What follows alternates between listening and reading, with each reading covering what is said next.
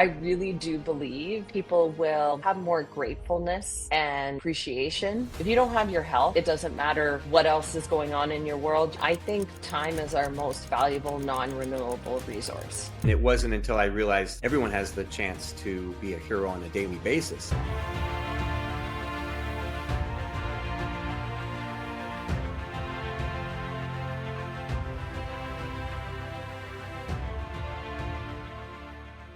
What is up, Impact Heroes? Welcome back to the show. I'm your host, Rick Ornelas. Thank you for spending some time with us today because we know time's a valuable resource and we're going to make it worth your while. I appreciate each and every one of you, not just for listening, but for who you are. I know you're sparking change to make the world a better place every day, and I am humbled and grateful for your efforts. It takes all of us doing our part to spread positive change, and that's what this show is all about. Motivating you with stories of struggle, courage, and hope to empower you to make a difference in your life and the lives of others. In case you missed it, a book has the power to reshape your thinking, to spark your imagination, and to change the trajectory of your life. It connects us with ideas, connects us with people, connects us with moments in time that spark that inner growth. And it's one of the easiest ways of sparking change within ourselves and in the world around us. Available everywhere you listen to your podcasts. Welcome back, Impact Heroes. Today we have the pleasure of speaking to our latest iSpark Change social impact hero, and she is someone you're going to find interesting indeed. Our guest today knows what it's like to be overwhelmed, stuck in chaos, being pulled in multiple directions, and having a limited mindset and beliefs that were beyond her control. She's helped countless individuals gain clarity on their values and vision, equipping them with the necessary skills to make optimal decisions and achieve their goals. Now, isn't that fantastic? She's honest, hardworking, and determined, and she can guide you towards clarity of focus, skill development, strategic action, and ultimately transformation, all aimed at helping you define and design success on your terms. Super important. She's certified in coaching mastery, behavior life coach, emotional freedom technique coaching, and is a mindful educator. If that's not enough, she's on a mission to help as many high achievers as possible take charge of their lives, make decisive choices, manage their time, and work confidently towards their goals. We need more people doing that. So please welcome the authentic, confident, strategic, and passionate productivity and time management expert, Jennifer Soan. Jennifer, welcome to the iSpark Change podcast.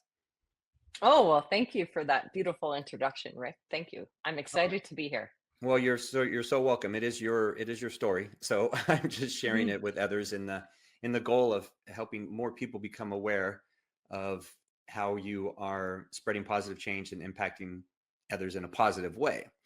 So we have to start off where we start with all our guests, is because we see you as someone that is doing what I just said, someone that is making a difference in the lives of others, making the world a better place, and having a positive impact on humanity, someone that we call a social impact hero.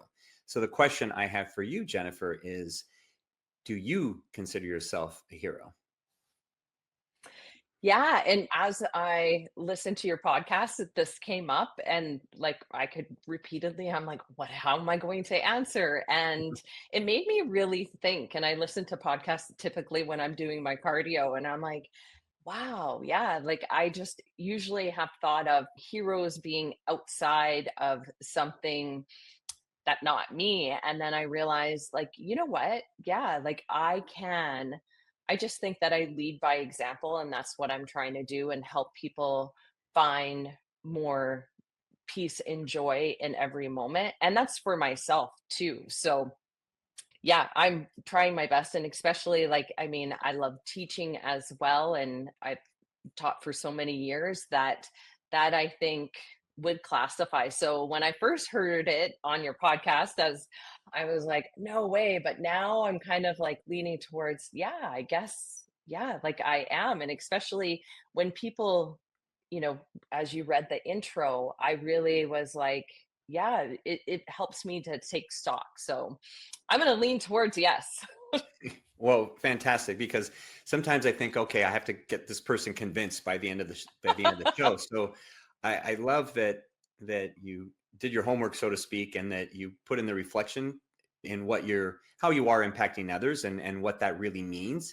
Because I think so many of us get stuck in the movie sense of the word, the comic book sense of hero, and then that just seems so unattainable, so distant. and for myself as well. And then it wasn't until I realized a few years back that everyone has the chance to be a hero on a daily basis. It's just in, your perspective and how you impact others. So I want to dive into your story because I think it's, you're someone that went through your own challenges, had your own struggles, and knew you wanted to be better, at a young age, but it did take some time to get on the path that you are now. So share how you really, that hero's journey of how you really started doing the work that you're doing now to, to impact others and be that social impact hero. Yeah, I always kind of had, need for self-development and really, kind of drawn out of that. I actually was raised on a farm, so hard work was just, we were, working at such a young age. So that always came and very much people pleasing and in my life when my marriage was crumbling down around me, I was like, okay, people pleasing, this is the short version. People pleasing isn't working because I spent so many years trying to please others and it still didn't give me the result that I wanted. So I really, at that was probably one of my big moments where I was like, okay, this isn't getting the results that I wanted. So, what can I do to change? And that change really led to a lot of self development, but also what I love to help people with is time because I was like, people pleasing, that's to me is a time issue, and that I wasn't setting my own boundaries. I didn't know Mm, what I wanted. So, mm. that's really where the big journey started was during that phase. And throughout that, I just really looked into the different coaching methods and other modalities to help me become present and make decisions on what I wanted and what was priority in my life. So that's really where it came from. And I kind of played around with a whole bunch of different modalities and combined it to this day to help out my clients and myself. So a couple things that I want to touch on in your answer. Time is a huge thing for me and something that I feel is, the most valuable thing that we have, on earth is time. And yeah, I wrote an article online. It's on, where is that? It's on Medium. I think it's on Medium or one of those public online publications a few years ago about, the value of time and being the, the most important word in the English language. Mhm. So that definitely hits home. Before we get there, I want to go back to one thing you said, that you weren't getting the results that you wanted. So, or getting out, Mhm. out what you wanted. So, was that a reflection of how you felt or the impact that it was having on others or both? Because you had mentioned like the people pleasing aspect. And so is that how they were reacting back to you or how it was impacting you or a combination of those? Where do you think was where you like, hey, this is really not what I want? I would say a lot of it was internal. And I mean, on the outset, I was teaching, I was, I was married, I had a baby boy, and, we had some challenges, but I was still feeling very unfulfilled that I was, doing X, Y, and Z outside of myself because I thought that was going to get me that fulfillment, like that feeling of joy and happiness. And it would be fleeting for a moment. And then I would be upset or angry or sad. So that's what it was more of an internal because externally it looked like I had everything that anyone would want. Yeah. And I guess that's where you were searching for that fulfillment Hmm. was in the Yes. external and you realized that you had to start searching inside. Hmm. So how long did that process take for you where you realized, okay, it's not, I can't seek outside myself. It's something that I have to find from within. Yeah. And I mean, it it took a little bit, I would say like a couple months, when I realized, okay, what am I going to do? And then I realized like I wasn't I had no idea what I really wanted. Like I was letting other people kind of dictate that. That's where that people pleasing came in. So I just started with a simple thing as where do I find enjoyment? And I started doing things that I used to do, like skiing, playing basketball, volleyball, to see if that's what I still liked at, my given time. So it took probably a few months to figure that out. And then when I realized that, then I'm like, oh, I need to schedule this in and, you know, make that a priority. And so that took took a bit of time, but I just added it in slowly, but finding something that I enjoyed first. And then that kind of spurred into, okay, how else can I utilize this? Yeah, and then that connected to the time component. So let's touch on that because that's something that, as I said, it really interests me. You mentioned about being present, and you mentioned the importance of Mhm. time, and now obviously you teach that time management and working with people. So how important is in terms of for you, and then you can talk about in terms of how you teach others, but how important is the being present aspect of it, and how important is just understanding the value of time, or combination of both? I mean, what is it really for you that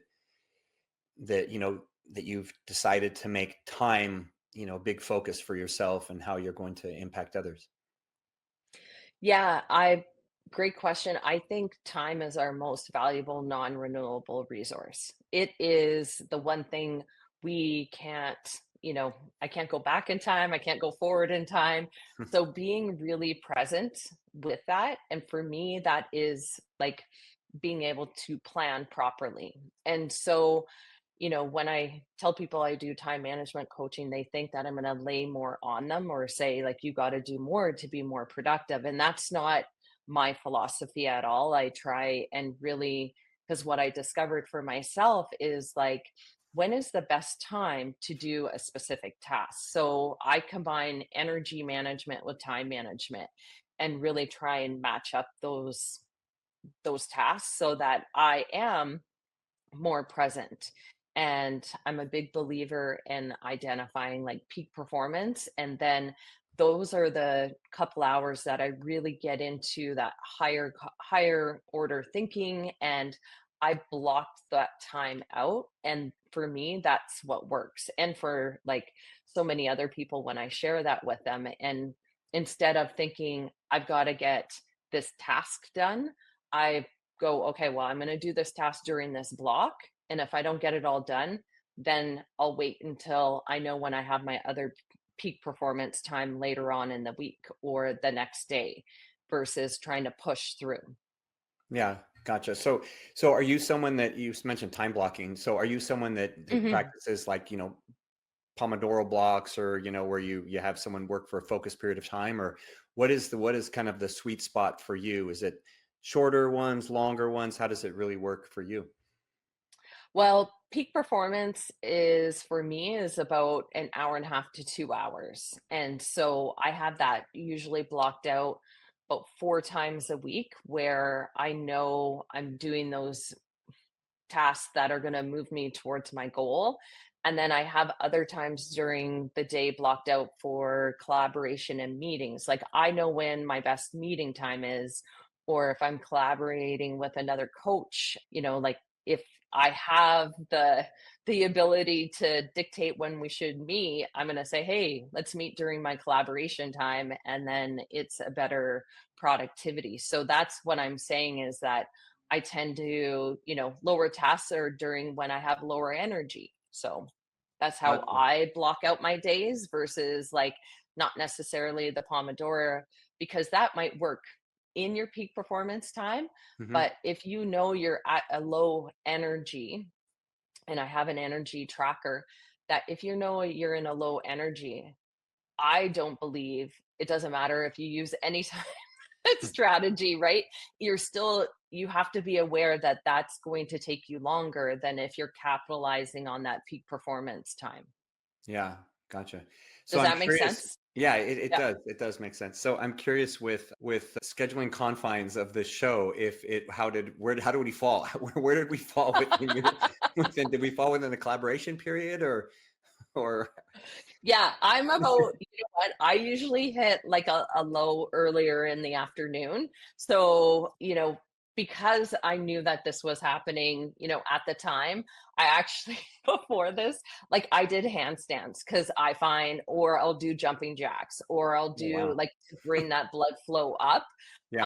So there are strategies that you can do to, help you, when, the times maybe aren't perfect, that I share. And like I just like physical movement is one because it gets the blood flowing, right?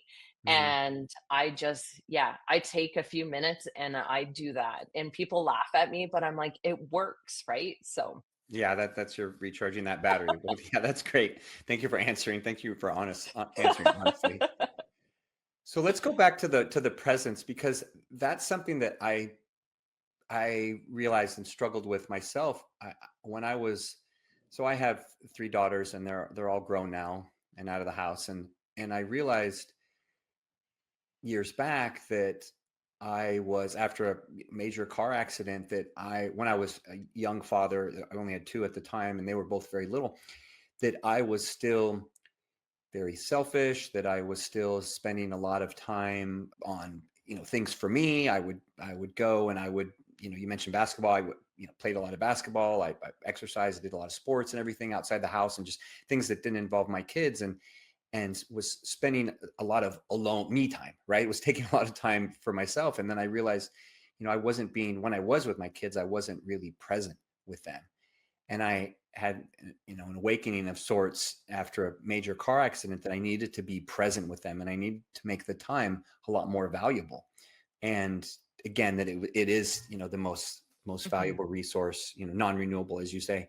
So how did that presence piece play into your understanding of time, or the importance of time for you, because you mentioned it as well. And we're talking a lot about like the actual like logistics of time management, but how Yeah. about that presence piece? Like how did that fall into it for you? Yeah, and as you were sharing your story, it reminded me of when I started on my journey of, with time and just really, what can I do to kind of break through that people pleasing. I remember I had such a beautiful like daytimer, right? Like this thing was beautiful and it had just a few things in it, and I remember opening it up and going, "Okay, wait a minute. Like no wonder I'm people pleasing because I have nothing written down here that's important to me." So when people say to me, "Hey, can you help me out with this?" I open up my day timer and I had nothing. And I would be like, "Yeah," but then after the fact, I knew I had things, but because it wasn't written down, it didn't take priority. Hmm. So for me to become present, and people laugh at me, I've had many friends who said, "You really block out time to spend with your son?" My son's 15 now, so when I was going through the separation, he was 4. So, yeah, I realized to become present, I needed to block that time out. Yeah. And to this day, I still do that. Like, I'm a big time blocker and I don't block out all my time. But for me, at the beginning of the week, I block out certain times when I know I'm spending time with my son, when I'm doing other things like working out and everything. And for me, that's really helped me become present and know and to relax into each moment because I have those priorities already allocated. And so I'm a big believer in value. So I know when I'm blocking out that time that that helps me just relax into it, and I've taken care of all the major ones and my values as I block out my week. Yeah, it's a lot of people. I think you hit on, Jennifer, that a lot of people have the misconception that when you start putting things on your calendar that it becomes so rigid that you can't do anything. And Yeah. I had to learn, many years ago that it's a very freeing place. It's a very freeing place to be because Yeah. you gain so much time back when you have more structure. And otherwise it just disappears like the sands of an hourglass. It's like not paying attention to where your money goes. It just disappears. And the same with time is if you're not aware, cognizant of what you're spending it doing, then you don't value it and as much. Yeah. Yeah, and I have this quick little, and I have to try and find out who created this acronym. I did not, but I use it all the time. It's an acronym for time, and that's treasured time, investment time, mandatory time, and empty time. So you could look at your week, and I'm a big kind of week person. Like I set weekly goals. I don't set daily goals because life, again, it just helps build in flexibility. But Hmm. you could look and say, okay, well, what's treasure time? Do I have any treasure time in my week? And if I don't, then get some in because that fills you up, right? Yeah. Like that's what's gonna, fill you with love, joy, and happiness. Investment time is that return on investment. So if you have your own business, like what are you doing to create that bottom line and help that bottom line? Or if you're working for someone, like do you have your priorities set out and you know what you're going to do? And then mandatory time is like the laundry, the cooking, and that kind of thing. And then how much time is spent on empty time? I was just reviewing some stats, and there's a stat that says that people like consume content at least like 36 days a year. Like Good. they consume that much, like 720, like it was insane. Like, Yeah. and Over I a was month. like, wow, right. So if you kind of take that acronym of time and say, okay, well, where is my time going? And then can you, move some of that maybe empty into treasure time? Can you Hmm. move that mandatory time, like, you know, my son's 15 now. He's been doing laundry since he's been 12. I wanted to show him that, but we do a lot of that together. And that's more treasure time than mandatory time, right? So that's one kind of immediate tip that you and your audience can take. And like just doing that little self audit might be, well, I find it very freeing. Yeah, it is for sure. And I do love the acronym, and I haven't heard it quite put that way, but that really does help to emphasize that, what I was saying about it just disappears, right? It's just Hmm. empty time, right? There's, if most people track where they spend their time, they'll realize, and even if you look at like the screen time on your phone, you'll realize that there's a lot of empty time. And, like you said, non-renewable, you're never going to get that back. So what's been the, obviously you've impacted a lot of individuals with your work. What is the biggest thing that people struggle with or tend to push back on when you're sharing some of these things with them or helping them implement some of these things? That's a great question. Pushback. I think the first, when I'm, because I've been also working with some corporate teams. So individuals that kind of already have met with me and get to know kind of my philosophy, my kind of like no nonsense. And I'm like, here's a strategy, give it a shot. If it's not right for you, that's fine. I have another tool. Like I really believe in like a tool belt theory. My Mhm. farming upbringing is that, you got to have different, strategies, right? So I would say a lot of times it's like time, as soon as you hear time management, people are like, oh, I got to do more. Like Mhm. like she's gonna, Jen's gonna get me to do more. And I'm not about that. I'm all about alignment. Like what is gonna work for you? I want to help people feel more whole and grounded. So I think just, really taking a look at that misconception of, how I approach time management. And it's more of a strategy to help everyone live a fuller life.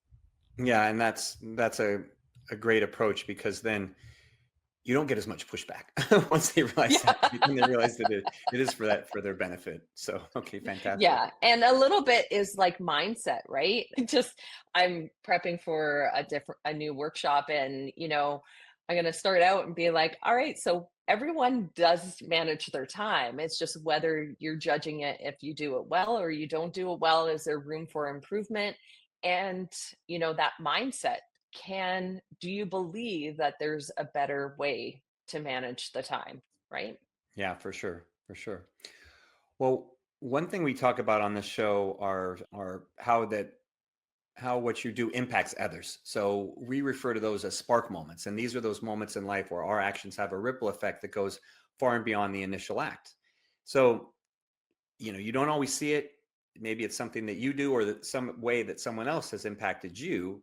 It could be you learning that acronym, right? And then Mhm. there's an impact that goes far and wide. So share a story, share a spark moment that is an example of how, in what you do has impacted others, or maybe, someone that helped you along your journey that you notice the impact down the road.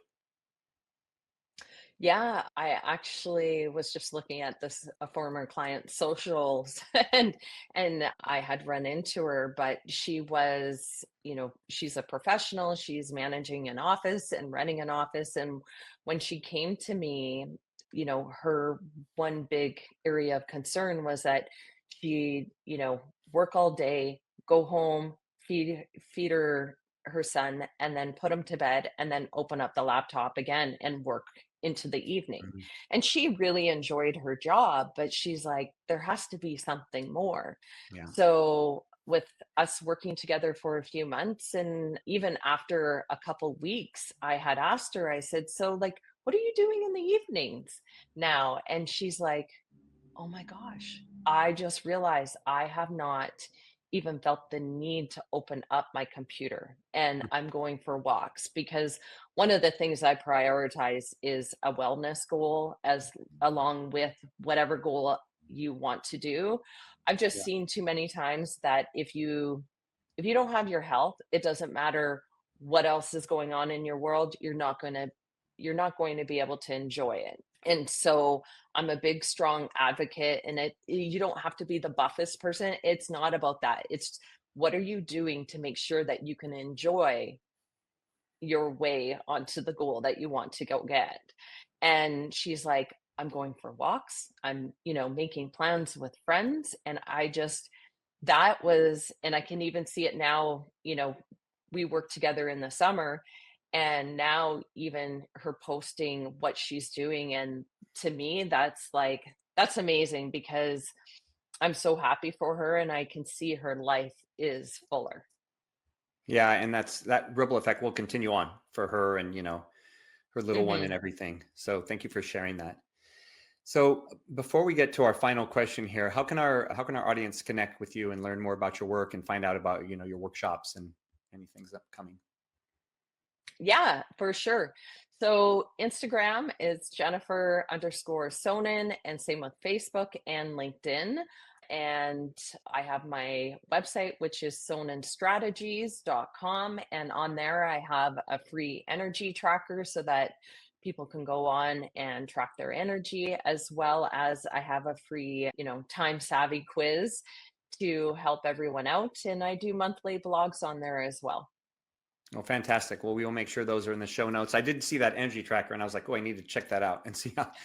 what that looks like. So thank you. So one final question here, Jennifer, because our goal at iSpark Change is to positively impact 1 billion people within 5 years of launching our upcoming social impact, social media driven platform. Now, we know we can't do it alone. We know we need the help of impactful leaders like yourself to show others the way, because a lot of people feel, as I once did, that they're too small to make a difference. So we value your thoughts and opinions as a social impact hero. So I want you to peer into the future and answer the question, what can the world become if everyone starts becoming better at managing their time so they can be more present with others and impact our future? Oh, that's a fantastic question, and I'm looking forward to that app. And I I really do believe that people will just have more gratefulness and appreciation. And with that, it's just that calmness, and the burnout will be less, the stress will be less, so that people can laugh and enjoy our what God has created, what we've created, so that we can, really soak it all up. Yeah, that would be beautiful. Beautiful, beautiful for sure.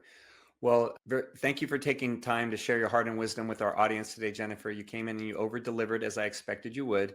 Your desire to help and impact others is evident, and you are filled with passion and a heart of service. And that tells me you're going to continue to have success in all facets of life. And this is only the beginning of your time as a social impact hero.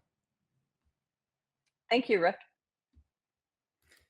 All right, Impact Heroes, it's our stories that connect us all, and we loved hearing Jennifer's today. Jennifer Soan, you're not only an inspiring and amazing human being, you truly are an iSpark Change social impact hero.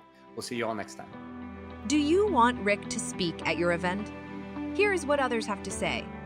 Did not know his story, and it was so inspirational, and his presence on stage, his authenticity was just incredible. Performance made me feel some type of way. My name is Craig Siegel. If you're looking for a speaker for your next event, hire Rick. I promise you this, you will not be disappointed. Visit rickcornelis.com to book him today. Remember, Impact Heroes, every positive action can be a spark moment that has a ripple effect that spreads far beyond the initial act. So go out there and spark change. Don't forget, if you enjoyed this episode, then please smash that 5-star rating on iTunes or Spotify and leave a review.